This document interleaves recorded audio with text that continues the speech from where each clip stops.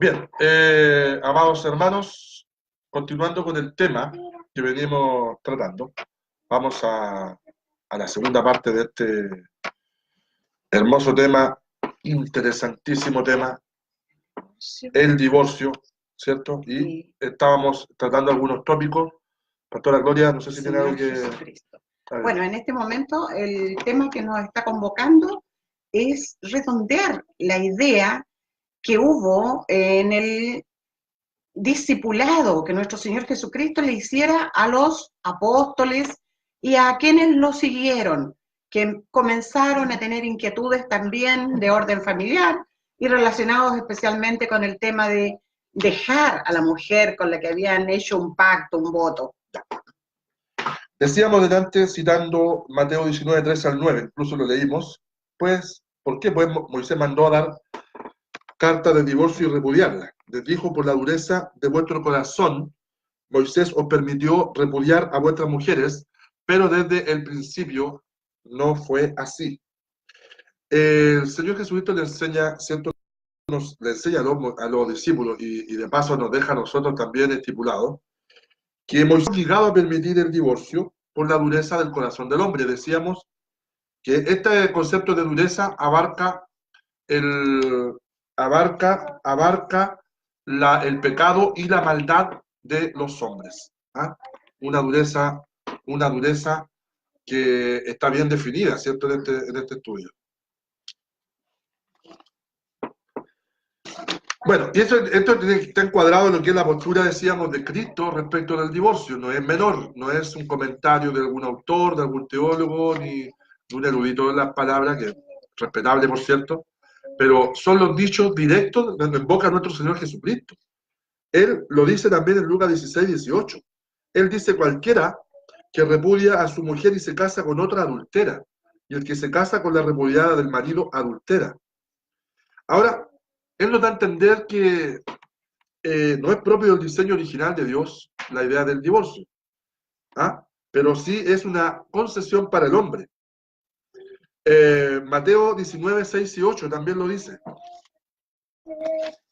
Dice, en palabra de nuestro Señor Jesucristo también, que es muy importante: así que no son ya más dos, sino una carne.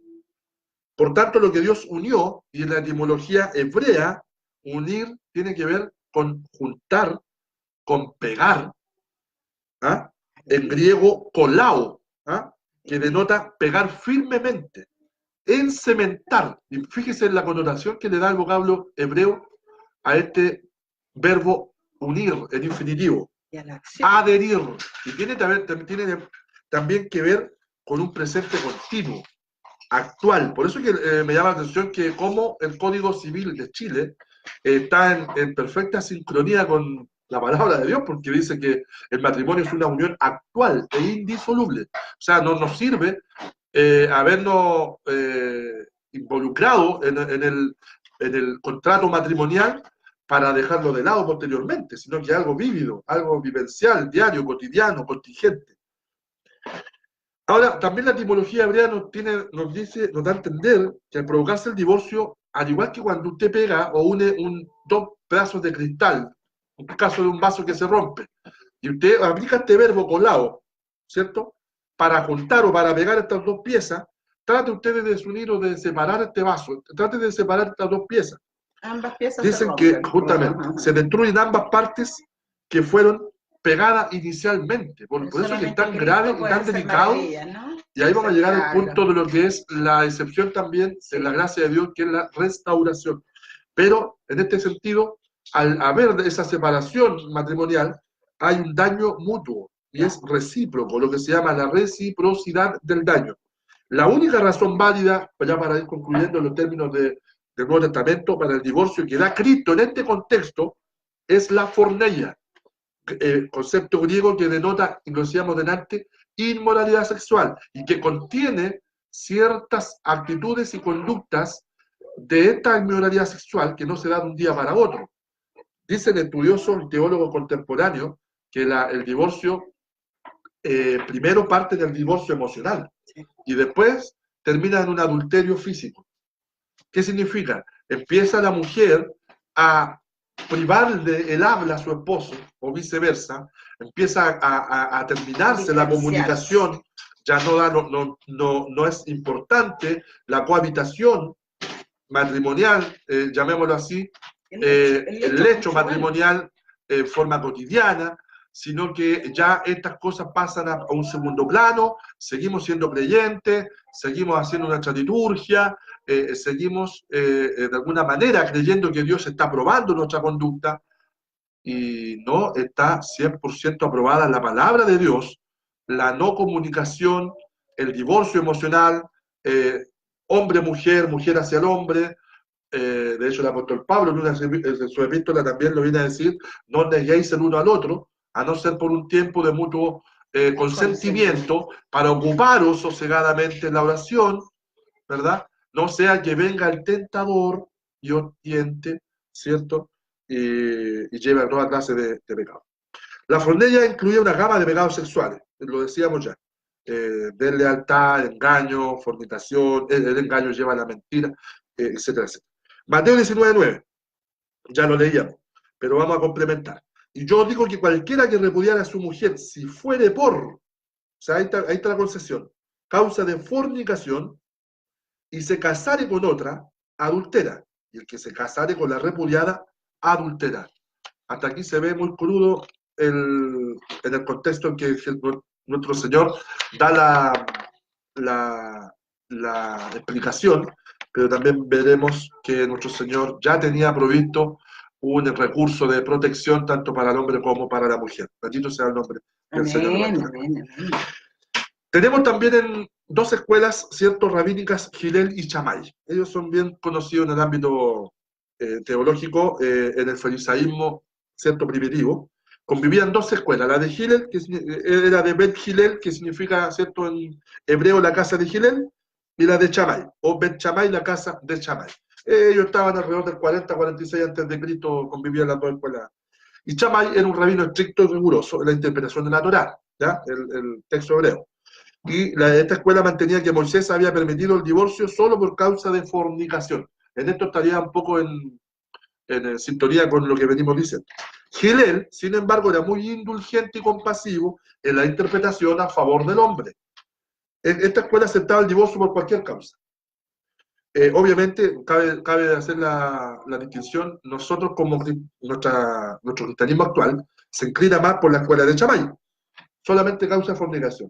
Porque esta escuela de Hillel era muy indulgente. Incluso hay un texto que dice que permitía a los hombres ofrecer carta de divorcio a la mujer, incluso por quemar la comida o por no quedarle bien un plato de comida bien preparado, o porque, claro, porque hablaba mal de su mamá o de su papá, era causa de romper con el contrato matrimonial. Pero vemos que eso no fue definitivo. No fue un común denominador. En la epístola del apóstol Pablo, ¿cierto?, sobre el divorcio, 1 Corintios 7, 10 al 17, 7, 10 al 17. Aquí tengo marcada en mi Biblia los textos para poder darle lectura, ¿verdad? Previamente marcados. Ahí está. Entonces dice: pero los que están unidos en matrimonio, dice, hagamos la salvedad, leamos bien los signos.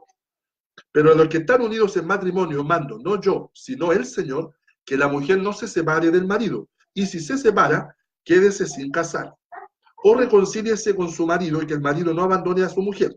Y a los demás, digo yo, no el Señor, si algún hermano tiene mujer que no sea creyente y ella consiente en vivir con él, no la abandone. Versión Reina Valera 1960, la versión de la mayoría de nuestras congregaciones cristianas. Y más adelante dice: pero si el incrédulo se separa, sepárese, pues no está el hermano o la hermana sujeto a servidumbre en semejante caso, sino que además nos llamó el Señor. Pero cabe aquí hacer algunas distinciones rápidamente en virtud del tiempo. A la mujer, la mujer se le da un mandato acá en este texto, un mandato bíblico, no queramos decir que siempre lo bíblico sea divino, ¿ya? Pero sí, está en la Biblia, merece nuestro respeto y nuestra atención. El apóstol Pablo dice que la mujer no se ha de separar del marido, y si se separa, quédese sin casar.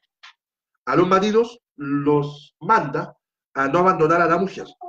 A la mujer a no abandonar al esposo inconverso. al esposo no abandonar a la esposa inconversa. ¿Y cuál es la concesión a separarse? Si el cónyuge se separa, generalmente se da esta situación en que una de las partes se separa a consecuencia de un adulterio impenitente. Y ahí lo que está, ¿cierto?, bien en boga, Pastora Gloria, el término del adulterio impenitente, que es una persona que le pide perdón a su esposa por su infidelidad, después de un año vuelve a pedirle perdón, a la vuelta de 6 meses vuelve a pedirle perdón. O sea, es una persona que se está declarando, ¿no?, impenitente, claro, que no va a cambiar jamás. Entonces, en estos casos extremos de una dureza y una rebeldía y un corazón contumaz de estos temas, el Señor da también la concesión de poder, pero hagamos la salvedad. Da el Señor, por protección, por un recurso de protección a la mujer, la salvedad o la concesión de que se separe, pero siempre es importante señalar, agotado todos los medios de consejería y de ayuda, tanto espiritual, pastoral, búsqueda de consejería, claro, matrimonial, búsqueda de consejería pastoral, búsqueda en la palabra de Dios, solamente, ¿no?, para buscar la perfecta voluntad de Dios, porque no hay una regla única aplicable a todas las generalidades, a todos los casos de este mundo. Los seres humanos no son todos iguales. Cada persona es un mundo aparte, ¿cierto?, una individualidad, con su dignidad, con su problema y con su trascendencia, y el Señor está dando justamente una salida a esta problemática. Entonces, es una situación de un adulterio impenitente, ¿cierto?, muy prolongado, deliberado, y en estos casos no se admite reconciliación alguna según el consenso que hay actualmente. ¿Podríamos ver lo que pasa en la iglesia hoy? Mi consiervo. No dista mucho de lo que se está hablando en las Escrituras. Recuerde que, bueno, la dureza del corazón es un tema transversal, persiste, no se va a acabar jamás, pero vamos a dar estos tópicos rápidamente respecto de lo que está ocurriendo actualmente, pero quisiera tomar un poquito el tema del divorcio en el Nuevo Testamento. Perdón, en la Reforma. Más de algunos se deben estar preguntando, nuestros auditores que nos están siguiendo acá por esta página, nuestros auditores, nuestros seguidores aquí en esta página, ¿qué pasa con la Reforma? ¿Qué tiene que ver? ¿Cómo se desenvolvió este tema en la Reforma? Los reformadores en general aceptaron el divorcio, ¿ya?, por causa de adulterio y abandono irremediable, que es lo que veníamos conversando. Ellos lo aceptaron, no lo cuestionaron. El Concilio de Trento habla de la indisolubilidad del matrimonio, que es absoluta. O sea, no había causa ni una. No se podía romper con el contrato matrimonial. La política de la Iglesia, que en este caso nos referimos a la Iglesia Católica en cuanto al divorcio, se recurre a la anulación solamente por intermedio de ellos. No había otro recurso. Solo se acepta el matrimonio ante el credo. O sea, no había forma de que una persona se casara de forma anónima. Tiene que ser ante la Iglesia, tenía que ser ante la Iglesia Católica Apostólica Romana. Y el matrimonio es indisoluble, postulaban ellos en la Reforma, solamente en los casos de adulterio. Comprobado, ratificado. Y ojalá con testigos de promedio. Oculares. Ahora, el divorcio, en la actualidad, una alta tasa de divorcio, ¿cierto? Datos del Registro Civil de Chile, lo tengo anotado acá, indican que la última década el número de divorcios en matrimonios que han durado 10 años o menos aumentaron en un 525%, pasando de ser 578 en el año 2006 a 335 en el 2017. Perdón, 3.335 en el 2017. Mayoría de iglesias evangélicas conservadoras solo aceptan el divorcio por adulterio. O sea, no están trabajando la consejería, menos la restauración familiar. Ellos admiten el divorcio. Bueno, es que hay una negligencia ahí, ¿no? Hay una negligencia por parte de los sacerdotes, de los pastores, obispos, que no saben el estado emocional o matrimonial de sus ovejas. Y esto tiene que ver también porque todos estos temas demandan un esfuerzo adicional que muchos líderes no quieren tomárselo. Existe gran diversidad de opiniones en cuanto a los divorciados en la iglesia. Entonces hay discriminalización, hay discrepancia, hay marginación, hay derogación de cargos. Ahora, partamos o lleguemos a un consenso concluyendo, ¿cierto?, que existe el divorcio como un tema no menor, ¿cierto?, que es trascendente, ¿cierto?, en la vida de un cristiano, pero debe tratarse como cualquier otro pecado. No como un pecado imperdonable, que muchos líderes, incluso de la iglesia, dicen que el adulterio es un pecado imperdonable. El único pecado imperdonable sabemos que es la ofensa hacia el blasfemia. Espíritu Santo. Muchos postulan erróneamente que este es el pecado imperdonable, pero bíblicamente no es así. Bajo esta premisa es muy difícil brindar el perdón y llegar a un acuerdo, llegar a diálogo, llegar a restauración, llegar a un ambiente de restauración comunitario. Claro. No hay lugar. Ahora, muchos también se preguntan, ¿deben ejercer ministerio las personas divorciadas? Es un tema no menor, que muchos se lo preguntan, pero no lo hacen, no lo manifiestan notorio, a sus líderes, claro, no es un tema, sí. Son temas todavía tabú. 1 Timoteo 3:2 y 12 dice, los diáconos sean marido de una sola mujer, y después dice que gobiernen bien sus hijos y sus casas, ¿ya? Claro. Esto es lo que dice la palabra del Señor respecto de liderazgo. Tito 1:6. Tito 1:6. Vamos a dar lectura rápidamente. Nos dice también, por la palabra de Dios, ahí está. El que fuere irreprensible, vale decir que no sea admisible ninguna acusación en su contra. ¿Quién de nosotros, si nos pudiésemos libre de culpa, una autocrítica, no tiene ninguna culpa en su contra? O sea, es la demanda que le hace el apóstol Pablo a Timoteo cuando dice, tú pues Timoteo, esfuérzate en la gracia que es en Cristo Jesús, ¿cierto? Y guárdate, ¿cierto?, de la doctrina, claro, y de los demás. Pero primero el mandato es guardarse de la doctrina. Y guárdate de ti mismo. De ti mismo, ¿no? Es importante, ¿eh? Sí. Empezar por nosotros. Sí. Para después calificar a los demás, tenemos que hacer un autoanálisis, un mea culpa, como se dice también, ¿eh? Sí. Marido de una sola mujer que tenga hijos fieles, que no pueden ser acusados de disolución ni contumacia. Algunos también van a decir, bueno, pero está bien, estoy de acuerdo con usted, pero son los hijos, ¿no? Y los hijos no del padre, o la culpa del hijo no va sobre el padre, o viceversa. Pero en caso de un liderazgo, el liderazgo que estamos hablando es un liderazgo ideal, idóneo, tiene que existir un respaldo tanto escritural como también en lo familiar. Claro. Es el ideal. No estamos diciendo que haya excepciones. Es que un varón lleno del respaldo del Señor primeramente, su Espíritu Santo, del llamado vocacional que tiene, espiritual, después en segundo lugar el respaldo de la iglesia, en tercer lugar un respaldo por su propio testimonio. Y él toma ese vaso, lo limpia. Y el Señor puede ocuparlo perfectamente para ejercer una labor convertirlo en un vaso de honra, ¿no? Y el Señor en el camino ordena todas las cosas. Pero va también a depender de que ese varón quiera que el Señor ordene todas las cosas. Justamente.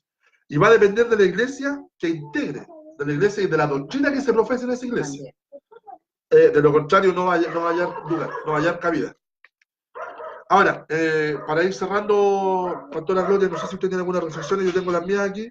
Mire, más que reflexión, a mí me interesaría que usted le dé como un aliento, una palabra de esperanza, porque Cristo es nuestra única esperanza.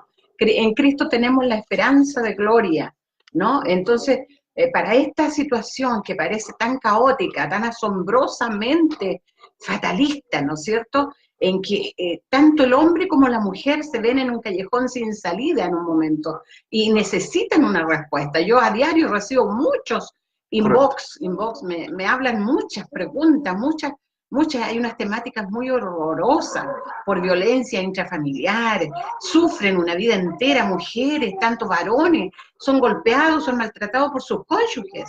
Entonces ocurren muchas situaciones y mucho en el pueblo de Dios.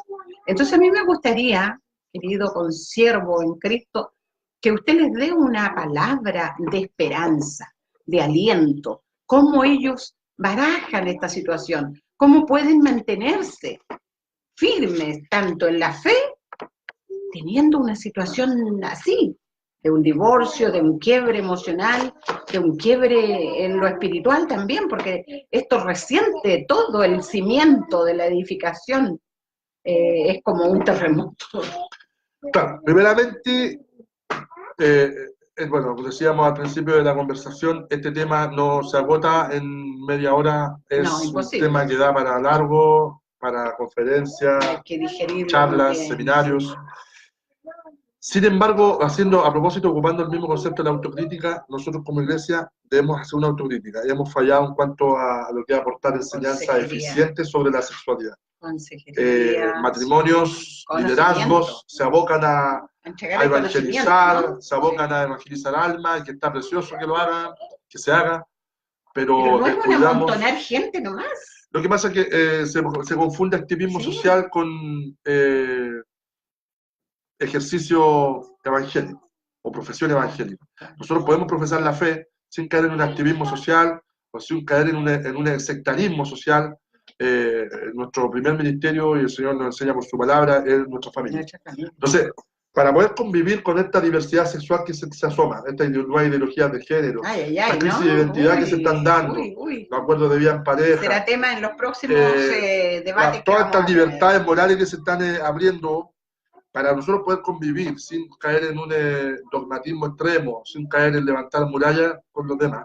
No, y tenemos que sobre nosotros todo, tener clara nuestra base. permítame decirle, sobre todo sin levantar el dedo acusador. Es que no lo hizo ni siquiera nuestro Señor Jesucristo. Nosotros yo creo que tenemos que partir por primero aprender a escucharnos nosotros mismos. Pero primero, antes de escucharnos nosotros mismos, escuchar a la palabra de Dios. Escuchar la voz de Dios. Que es lo que nuestro Señor nos ha venido diciendo todo este tiempo, el cristiano que llevamos, valga la redundancia, ¿cierto?, en una iglesia, en una institución, estamos convencidos de que los principios bíblicos nuestros son normativos a nuestra propia vida primeramente, a nuestro propio matrimonio, a nuestra propia familia, porque si no estamos claros en nuestros principios éticos y morales, que por la palabra de Dios tenemos mucho y muy precioso, y hermosas promesas además, nos vamos a ver envueltos en confusiones Claro. que no interminables. Claro. La iglesia debe aportar sobre la sexualidad, tiene algo que decir, mucho que decir. Tiene que dejar claros los lineamientos, los principios. Tiene que exponer claramente que el concepto del matrimonio es una institución sagrada, no es, no es para tomarlo a la ligera, no es un noviazgo, no puede existir, pienso, en mi opinión personal, y puede ser académicamente rebatible, pero en mi opinión personal no concibo un noviazgo de 8 años, por ejemplo. O sea, o un matrimonio que no esté de acuerdo al diseño bíblico. El cristiano debe procurar en lo posible, sin caer en discriminación, de hacer de su matrimonio asociarse, ¿cierto? O hacer un vínculo con una mujer que sea o que profese la misma fe. Manifestar, bueno, un profundo interés también por impartir charlas a la gente, a capacitarles sobre el noviazgo, la seriedad del pacto del matrimonio, hoy día más que nunca, como institución sagrada. No es una institución más, no es una institución secular más, no es un contrato que se rompe a corto plazo, es una institución sagrada. Debemos promover la unión matrimonial, de acuerdo al plan divino, vale decir hombre y mujer. No lo tocamos en todo este estudio, pero también da para otro estudio. ¿Qué significa varón y hembra? Que Dios lo haya creado varón y hembra. Ese es otro tema. Y un desafío para nosotros en la iglesia frente a la posmodernidad y frente a la modernidad y a todo lo como veníamos diciendo, la diversidad Está sexual pegando y fuerte la inquietud de mucha hermandad, mucho pueblo de Dios. Sabe usted que se está originando una desorientación muy grande al interior de muchas familias que no tienen el material necesario, no cuentan con el material escritural necesario para desenvolverse, para tener una opinión.